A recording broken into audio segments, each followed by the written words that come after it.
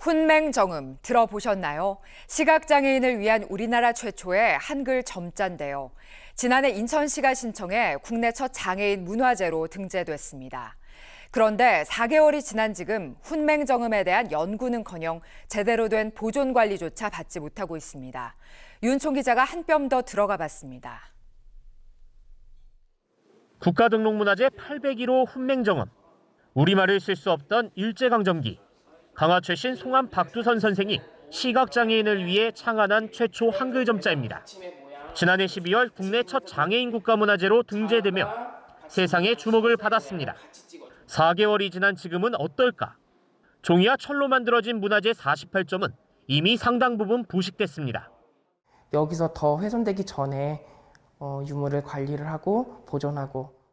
제대로 평가를 받지 못한 유물들은 기념관 한 구석에 방치되고 있습니다. 기념관이 소장하고 있는 훈맹정음 등 박두성 관련 문화재는 146종이나 됩니다. 그중 문화재로 평가조차 받지 못하고 있는 유물은 1,300여 점이나 됩니다. 까다로운 절차와 지자체 내부 갈등으로 문화재에 대한 연구는커녕 보존 관리도 받지 못하고 있습니다. 문화재청은 절차에 따라 지원한다는 입장. 소장자와 지자체의 협의를 거쳐 신청하고 문화재청이 전문 심의를 거쳐 보수정비 보조금을 지급하겠다는 겁니다. 해당 지자체인 미추홀구는 문화재가 다른 지역으로 이관될 수 있다는 우려로 보조금 신청을 하지 않고 있습니다. 박두성 기념관 거기에 계속 있을지 아니면 이렇게 옮길 수도 있다는 말을 들어서.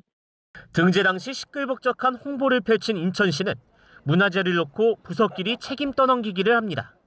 복지관이 설치돼 있다 보니까 장애인복지 차원에서 관리가 되고 있던 상황이에요.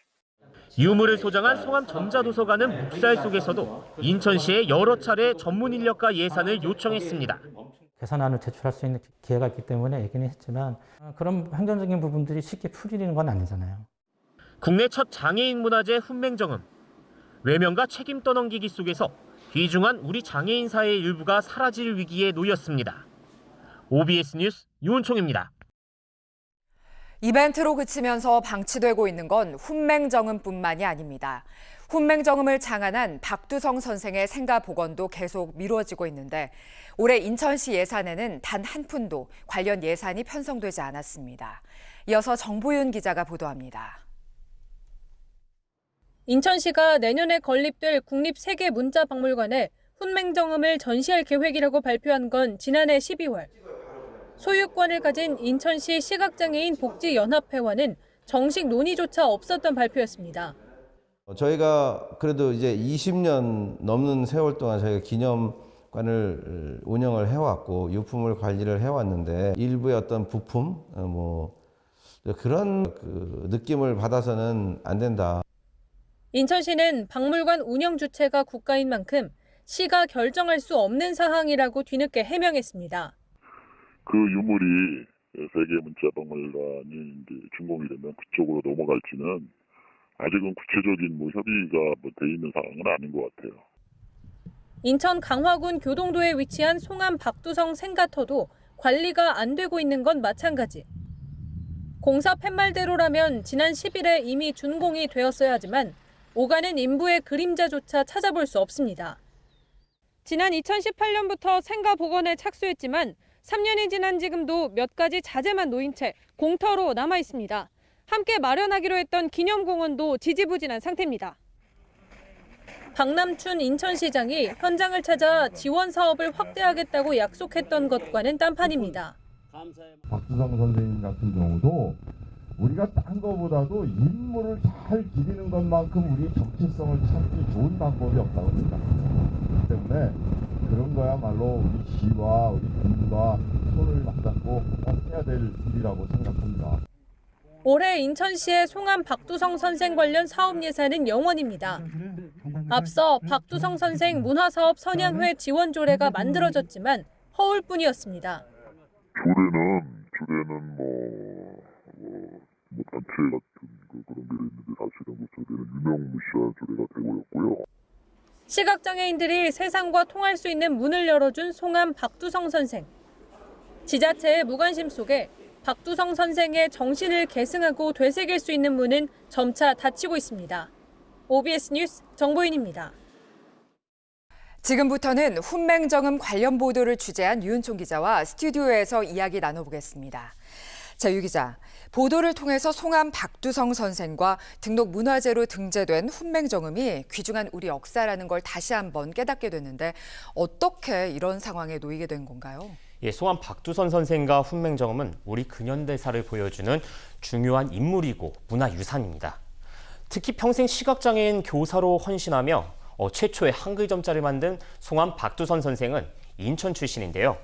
특히 지역의 인물이기 때문에 그만큼 더 기념받아야 될 인물로 보이고 있습니다. 특히 박남춘 인천시장도 송암 박두선 기념 사업을 중요한 시정 과제로 꼽았습니다.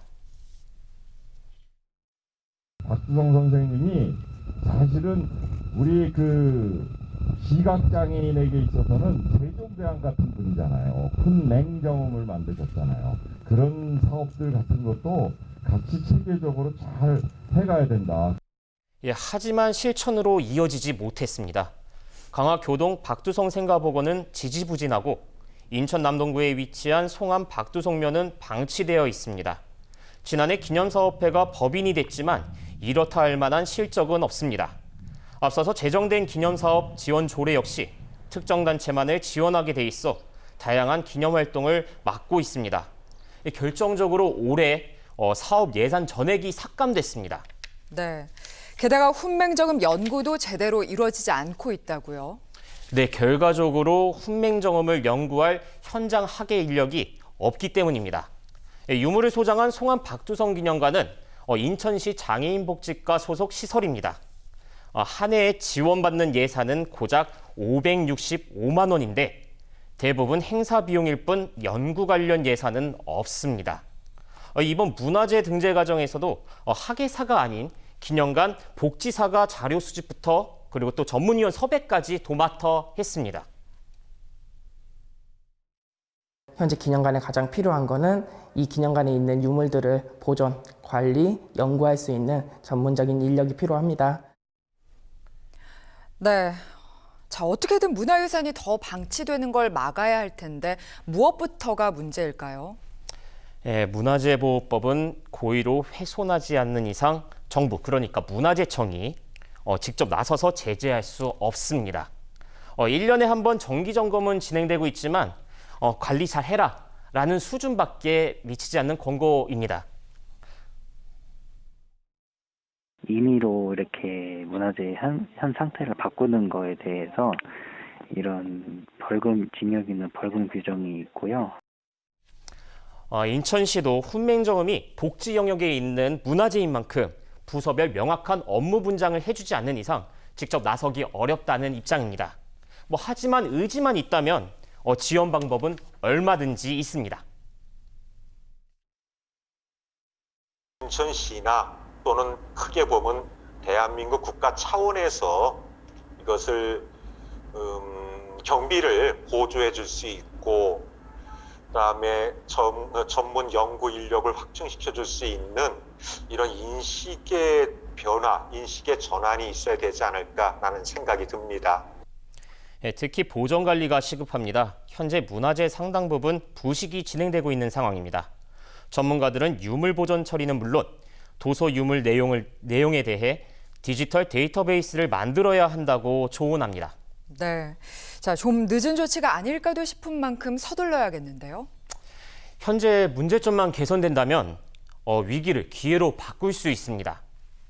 네, 우리나라 최초의 한글 사전인 말모이의 원고는 훈맹정음처럼 근대 등록문화재로 등재됐습니다. 등재 후 지속적인 연구와 보존 관리를 통해 보물로 격상됐습니다.